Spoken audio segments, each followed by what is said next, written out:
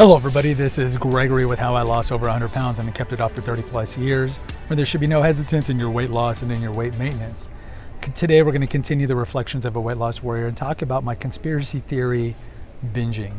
Now before we begin, if you need help with weight loss, please contact me through the Clarity FM link found here in the episode notes. Also check out my books, my podcast, my website, Naturopathic Earth, and if you really appreciate my content, there is a link for PayPal to make a donation.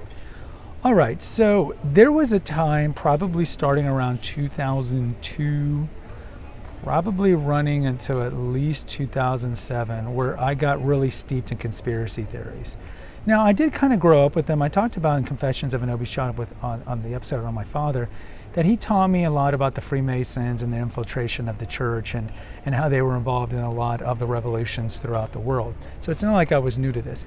But I lived in Austin at the time, and Austin in the early noughts was the headquarters of conspiracy theory radio. Now, back then, it was mostly shortwave radio, maybe some AM radio, and a little of it was on the internet, but this was definitely not what it is now. And some of the big wigs of conspiracy radio or conspiracy theories were very humble at this time. I think of Alex Jones. So Alex Jones is actually headquartered out of Austin. And when I first encountered him, he was still doing public access television in Austin, and then later he had a talk show, a radio show, but also like Stan Monteith and Jack Blood, and there's just a host of these guys that were really big, and no offense to those who I'm forgetting who really love conspiracy theories, but I started encountering this because I used to listen to NPR because I was kind of a liberal back in the early 2000s, and in Austin, NPR is 89.1, I think.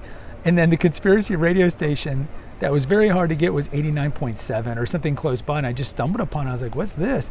And so I just did a deep dive. And it was a deep dive on just not political stuff, because this, of course, was right after 9/11, but medical conspiracies, which interest me more, religious conspiracies. I mean, just every way, shape, imaginable conspiracy I was delving into for 3-4 years. And not surprisingly, you get paranoid. And during this time, I just remember, like, I would go to church. So in the Catholic Church, we believe in spending time in a chapel 24 hours a day to be with Christ, to be in the presence of Christ. We call it perpetual adoration. So I signed up for a time that was a time that people didn't want to go to because it's the middle of the night. So I had Wednesdays at 3 o'clock in the morning. I talk about my episode with my father over in Confessions, how he did that when I was a kid. So I thought it'd be a good way to kind of continue it.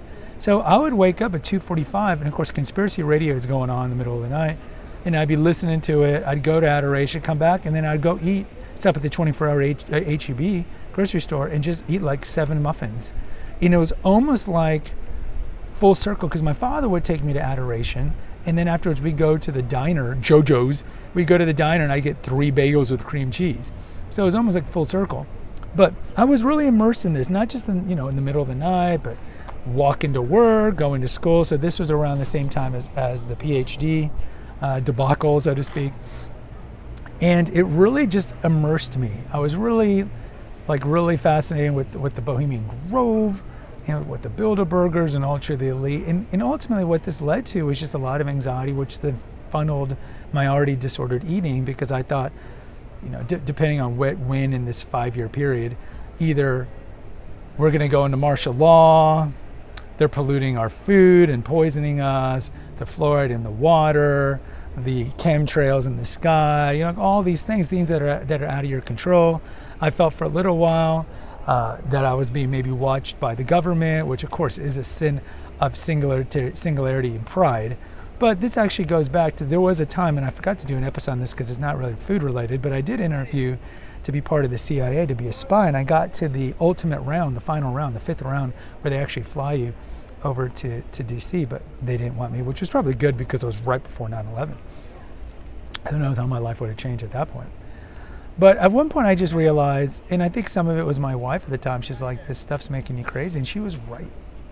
She was right.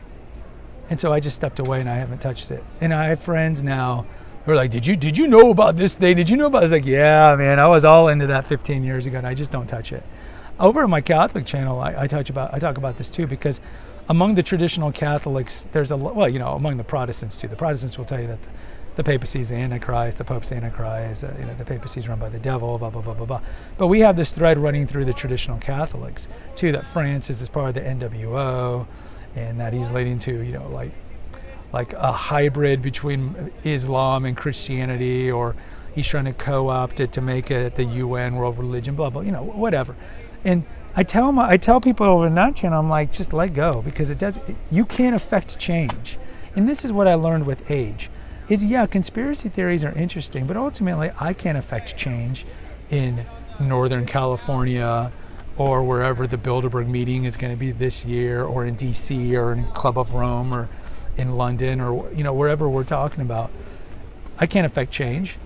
So even if I know the 13 bloodlines of the Illuminists and all that, so what? I can't affect change. So you just let go, let God. Because all it was doing was making me anxious and fueling my binge eating. So I learned, like, this isn't good for me. This isn't good for my relationship with my wife. So I just stopped it, and I stopped watching it.